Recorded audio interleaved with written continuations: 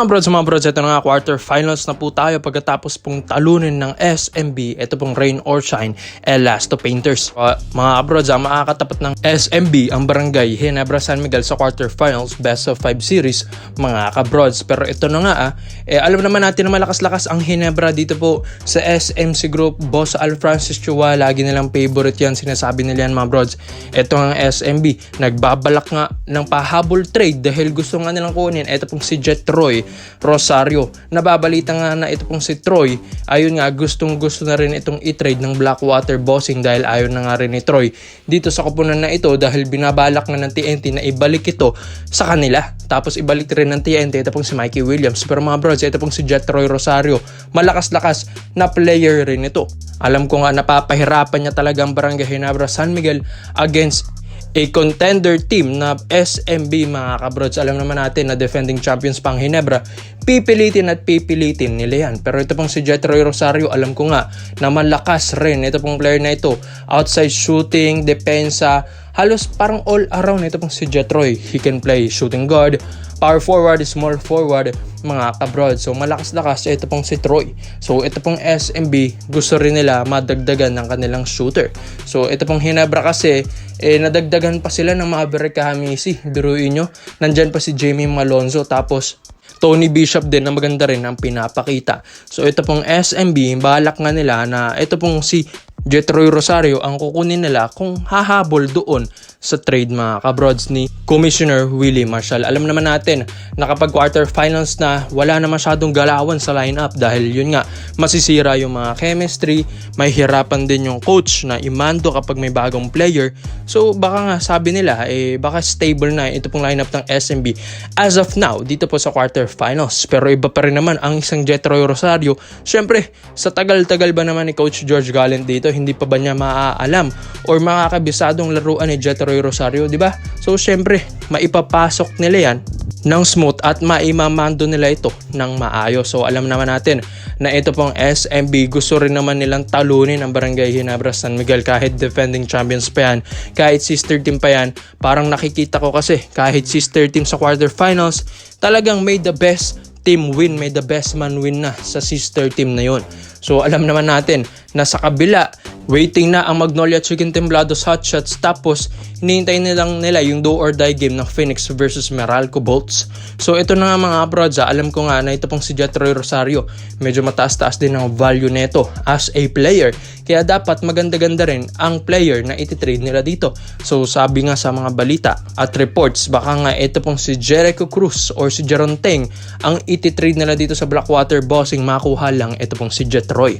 So mga prods, alam ko exciting na ito pong quarterfinals natin dahil Ginebra versus SMB na naman, and malakas-lakas talaga ito pong SMB kung makuha man nila ito pong si Jet Troy Rosario. So ito na naman mga brods, dapat makabawi ng SMB dito dahil last season, di ba, inisweep sila ng Barangay Ginebra San Miguel doon sa Governor's Cup 2023. Ngayon 2024, dapat makabawi na sila at yun nga, sana makuha nila si Jet Troy Rosario. Kaya komento mo lang ang opinion mo dito mga brods at iisa-isa natin yan. Dito naman po tayo sa kabilang balita naman natin mga brods. Ito nga, sinabi ko na rin kanina, quarterfinals na ang Barangay Ginebra San Miguel. Yun nga, makakatapat nila ang SMB pagkatapos nilang sibakin ang Northport Batampier. Tapos may issue pa doon mga brods dahil hindi pinalaro ng Northport Batampier ang kanilang best player na si Arvin Tolentino. So mga brods, talagang nakakapagtaka. Alam naman natin, farm team na rin ng Barangay Ginebra San Miguel ang Northport.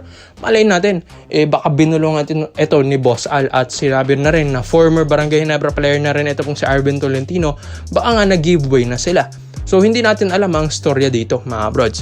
Pero dito na nga, may mga balita rin kasi na ito pong si Justin Brownlee ay available na rin mga kabrods. Hindi nga lang nila pinapauwi pa si Justin dahil ito pong si Tony Bishop, maganda-ganda rin kasi ang chemistry nito sa mga players or teammates niya. Kaya nga mga brods, mahihirapan ng Ginebra kapag si Brownlee ay bagong dating na naman, tapos magsiswitch na naman sila sa ibang play, which is kay Brownlee palagi. Kay Tony Bishop, nakikita ko kasi tumutulong lahat ng mga locals. Like Justin Brownlee na gumagawa ng mga 40 puntos pataas, 30 puntos pataas, pero siya lang naman ang talagang mataas na score doon, mga bro. So ibig sabihin, pag si Brownlee hindi masyadong nagpo-produce or tumutulong yung mga locals, kapag kay Bishop nagpo-produce yung mga locals mga bro. So alam natin na ang Ginebra ay isang team play nakapunan nito dahil nga kay Coach Tim Con. Pero syempre mga brods, ganyan talaga. Kapag si Coach Tim Con nang nagmando, alam niya kung paano gawan ng play kung sinong import pa yan. So ito pong si Justin Brownlee mga brods, possible na pala talaga dapat itong ibalik ng Barangay Ginebra San Miguel. At lalong-lalo na, magfe-February na. Diba? Sinabi nga rin na January first week or second week mga brods, si Justin Brownlee available na and ma-release na yung kanyang ban doon po sa FIBA. Pero mga brods, syempre lumampas na rin tayo sa second week ng January, wala pa rin si Justin Brownlee. So baka nga tinatago na lang ito ng Ginebra para si Tony Bishop na ang magtuloy ng buong season na ito. Pero mga brods, para sa akin, Justin Brownlee pa rin ang isa sa mga talagang kailangan ng Ginebra pagdating na sa quarterfinals and championship. Dahil alam na ni Brownlee, yung mga teammates niya dito, alam niya kung paano gamitin sila. Lalong-lalo na, ilang taon ba naman naging import na ito ng Ginebra at ilang kampyonato na rin ang naibigay na ito. Unlike kay Tony Bishop na first season pa lang niya ito sa Barangay Ginebra San Miguel, pero okay rin naman ang kanyang pinapakita.